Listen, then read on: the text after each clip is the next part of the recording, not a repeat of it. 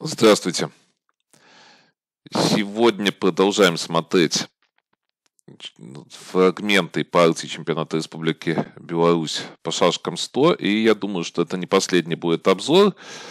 Очень интересный был чемпионат. Я вот продолжаю искать мистику в партиях, и она, наверное, находится. Но здесь мистика или либо что-то другое, достаточно интересное. Фрагменты. И я расскажу, почему мистика. Сегодня, кстати, завершился тоже турнир памяти Гелия. И вот подходили ко мне между турами Юрий Тиманович и Леша Куниц. То есть, интересно, моменты тоже показывали. У меня там тоже ошибки не тоже ошибки, я не знаю, тоже, неправильно сказал, ошибки в аналитике были, в видео. Но я, может, там комментарии как-то напишу. То есть я тоже думал там одно, а если там по-другому чуть отдать в одной из партий, то, наверное, ничего бы не получалось. То есть мысль. Было интересно, конечно, по партии, но вот не получалось. И здесь получилось вот два фрагмента, сейчас, которые покажу, которые играл Алексей. То есть позиции, комбинации очень похожи. Вы сейчас посмотрите.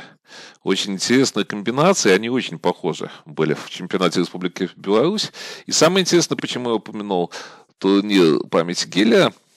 То есть там была сегодня интересная партия и зеркальная, можно сказать, тоже комбинация. Она очень известна в русских шашках, тоже было, но вроде бы не провели. То есть мистика продолжается, мистика перекинулась на этот турнир.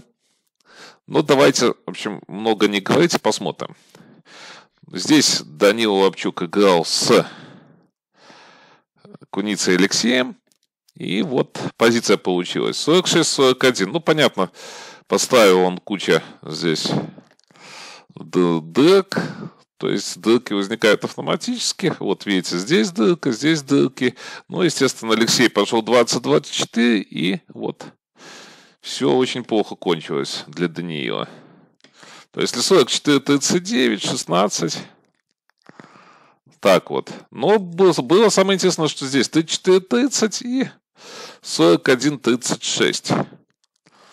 То есть, естественно, вот этих тоже ходов нету. Все элементарно. Вот это все элементарно достаточно. Дальше куда тут еще показать? Где что показать? Опять на 30. Куда бы ни били. Вот эта идея стоит. Далее 41-36 было. И вот вы можете посмотреть, какой здесь удар лучше. И вот провести. Удары-то есть. Вот смотрите, такой удар провел Алексей и выиграл. Но дальше, смотрите, интересно очень все было. С Никитой Васькой играл Алексей.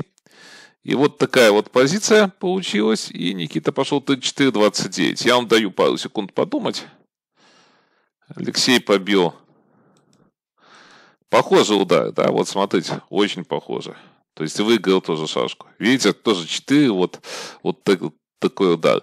Сегодня давайте я сейчас попытаюсь надиктовать. Вслепую сам тут прикину, я скажу вам, как было. Они сегодня показали приблизительную позицию. По-моему, Эмма Саврас играла черными с Алексеем Валюком, и она не провела вот эту идею. Но она там по-другому, по-моему, выиграла как-то. Это со слов все. Я извиняюсь, если что-то не так. Давайте я вам продиктую. Допустим, белая D2, потом A3, C3, E3, F4 и H4.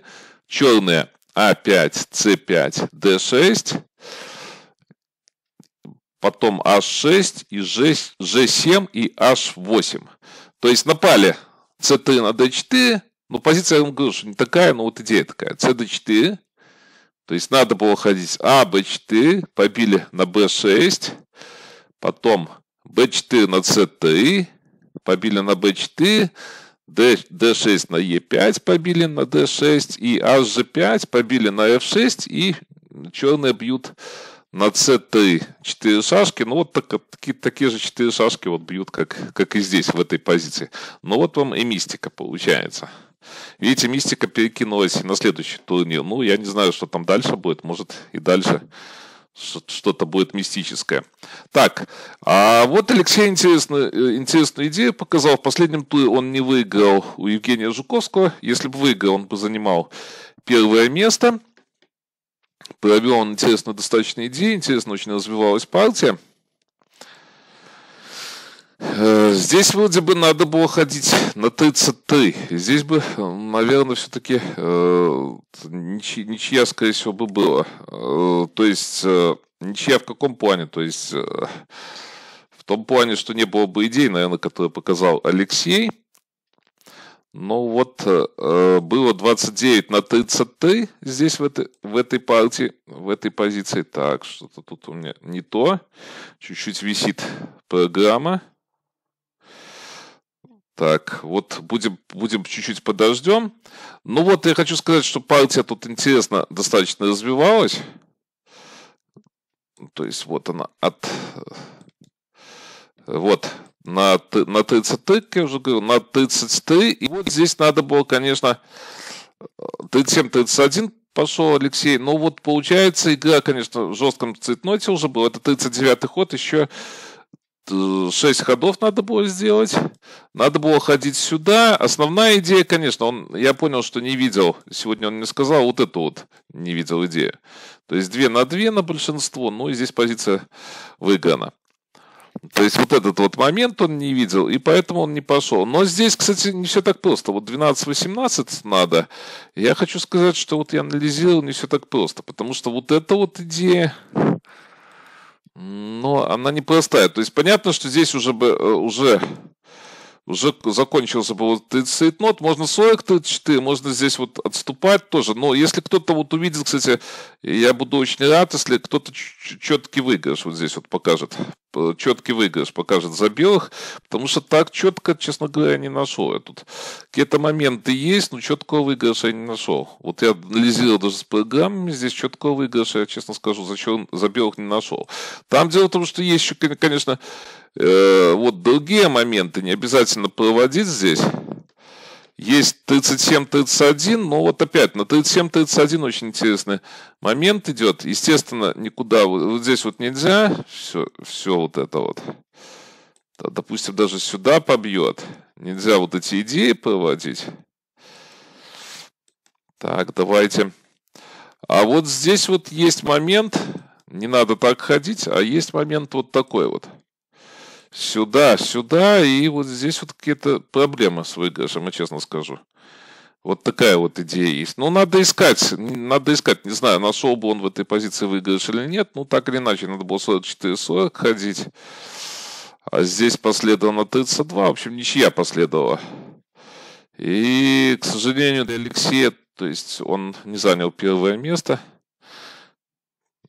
Причем самое интересное, что связал он тоже там с одним мистическим событием, которые произошли давно, и вот, говорит, после этого не может выиграть чемпионат Республики Беларусь. Хотя, возможно, но вот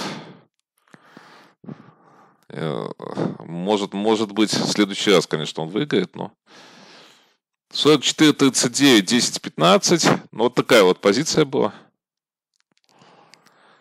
Вот играли. Ну и вот интересно, то есть, интересно, он сыграл достаточно. 33-29, и вот здесь вот 20-25 Евгений пошел. Он играл с Евгением Жуковским. И 20-25 пошел. Ну, естественно, если бы 19-24 здесь было, то комбинаций никаких бы не было. 35-30, возможно, что даже вот такой вот ход был. Хотя он не обязательно, но был ход, и понятно, что ничего нету, просто ничего нету. От слова ничего нету. То есть, а здесь вот такая проводка. Смотрите, интересная достаточно идея, оригинальная, я бы сказал. Оригинальная идея. И вот здесь опять удар. Видите? То есть партии, интересно, что он заметил, конечно. Но вот здесь вот я не знаю, я не буду анализировать эту позицию, потом, может, как-то поанализирует. Может, где-то он заранее что-то мог сделать, потому что теоретически позиция должна выигрываться. Вот я бы, может, даже и 37-31 не пошел. То есть как-то все-таки надо использовать 127-ю шашку, но вот он зарядил вроде бы обстановку. Жене-то выгодно здесь вот менять шашки. Почему? Потому что все-таки они идут черные к дамкам. Получается, 2 лишних шашки у черных, и, наверное, ему вот выгодно разряжать обстановку было. Но вот, как я уже говорил, вот здесь ошибка была. Проще бы, наверное, на 33 было, но вот получилось, как получилось. Вот так вот, такое вот окончание партии было. Ну, вот такая вот мистика. Сегодня достаточно вот кратко, но вот разобрали практически два фрагмента, третий в русский и вот четвертую вот эту партию. Как я уже говорил, возможно, что еще будут фрагменты по чемпионату Республики Беларусь, потому что интересного много, и я постараюсь это как-то осветить, а потом уже займемся непосредственно русскими шашками. До новых встреч!